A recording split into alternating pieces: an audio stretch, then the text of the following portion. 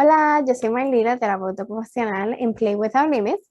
Antes de comenzar el video de hoy, como siempre, quiero recordarles que le den like al video, que le den compartir, para que otras familias también puedan obtener la información valiosa que hemos estado compartiendo últimamente. En el video de hoy vamos a estar hablando sobre procesamiento sensorial y como en todos nuestros videos vamos a hacer un repaso bien breve para esas familias que no conocen mucho sobre este tema.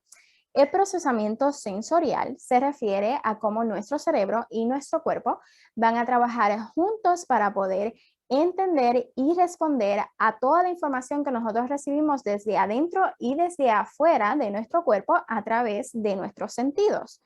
Una vez que nuestro cerebro recibe esa información, va a integrar, o sea, va a interpretar y hacer sentido de esta información. Entonces se le va a enviar mensajes a nuestro cuerpo de cómo responder apropiadamente. Entonces, hay unas personas que tienen dificultades en procesar esta información en su cerebro. Como hemos mencionado anteriormente, tenemos tres categorías principales y en el video anterior hablamos sobre la segunda categoría conocida como el trastorno de modulación sensorial. Y si quieren más información, yo los invito a que chequen el video anterior, pero como siempre vamos a hacer también un breve repaso de qué significa la modulación sensorial. La modulación sensorial se refiere al proceso donde nosotros vamos a regular, o sea, vamos a reducir, vamos a aumentar, vamos a mejorar esos mensajes que constantemente estamos recibiendo a través de nuestros sentidos. Así que este proceso en estas personas se vería afectado. Dentro del trastorno de modulación sensorial tenemos tres subgrupos de dificultades. En el video anterior hablamos sobre la sensibilidad alta y en el video de hoy vamos a estar hablando sobre la sensibilidad baja. Como mencionamos anteriormente, hay diferentes términos que se lo utilizan, como por ejemplo la reactividad baja, la sensibilidad baja o la hiposensibilidad. Estos tres términos se van a referir a lo mismo y nosotros vamos a continuar utilizando la sensibilidad baja. Cuando una persona tiene sensibilidad baja, a ellos se le hace difícil detectar la información sensorial que se recibe a lo largo del día. O sea que la mayoría del tiempo ellos no van a detectar los estímulos que están en nuestro ambiente. Al ellos no detectar estos estímulos tan fácilmente, esto quiere decir que entonces van a necesitar una estimulación un poco más intensa para que entonces ellos puedan registrar esta información. Debido a esto, entonces, es muy común que no haya una respuesta apropiada a, por ejemplo, dolor o a temperaturas extremas. Quiero ayudarlos a analizar un poco esta información. Así que vamos a imaginarnos que nosotros tenemos una taza de café y que se nos olvidó y llenamos la taza hasta el tope. Cuando usted va a caminar, ¿usted lo va a hacer bien rapidito o va a ir súper lento para que no se le caiga nada? Vamos a ir lento, ¿verdad? Entonces, ¿qué pasaría si se nos cae una gotita de café? Nos vamos a molestar, ¿verdad? Porque realmente estamos tratando bien fuerte de que no se nos caiga nada.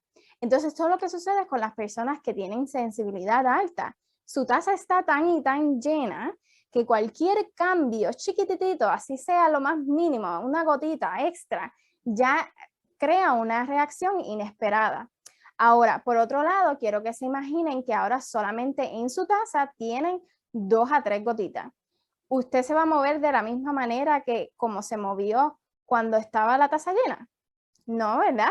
Pues entonces nosotros podríamos hasta caminar ligerito porque no va a pasar nada. Y esto es lo que pasa con las personas que experimentan una sensibilidad baja. Y es porque ellos tienen tan poco café en su taza que realmente ellos ni se dan cuenta que está ahí. Si necesita otra explicación, pues aquí les va. Imagínense que usted va caminando por su casa tranquilamente y de momento se tropezó el dedo con el mueble. Tanto que duele eso, ¿verdad? Ahora imagínense que usted está viendo a su niño y que le pasa exactamente lo mismo. Pero usted ve que su niño lo que hace es que pone una carita triste o tal vez ni llora, no hace nada. Y exactamente es lo mismo que es lo que sucede con las personas que tienen una sensibilidad baja. ya que la intensidad que ellos necesitan es mucho más alta para detectar este estímulo. En ocasiones, este tipo de trastorno también va a ir de la mano con otros trastornos, como por ejemplo el trastorno de discriminación sensorial, y podría también ir con la dispraxia, que vamos a estar hablando sobre este tema en otro video. Es importante también destacar que cuando el sistema nervioso de un niño tiene dificultades en modular la información sensorial, podría haber una combinación o una fluctuación entre estos subgrupos. O sea, esto quiere decir que en momentos él podría presentar sensibilidad baja y en otros momentos sensibilidad alta, o podrían presentar la búsqueda sensorial, y puede fluctuar en realidad, no siempre va a ser lo mismo.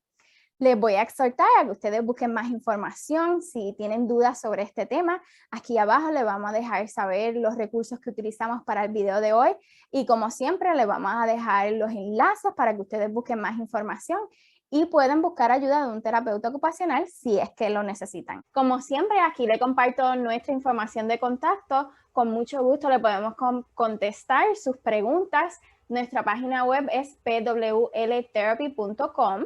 Contamos con una sección en español para nuestras familias hispanas y nos pueden seguir también en Facebook, PWL Terapia.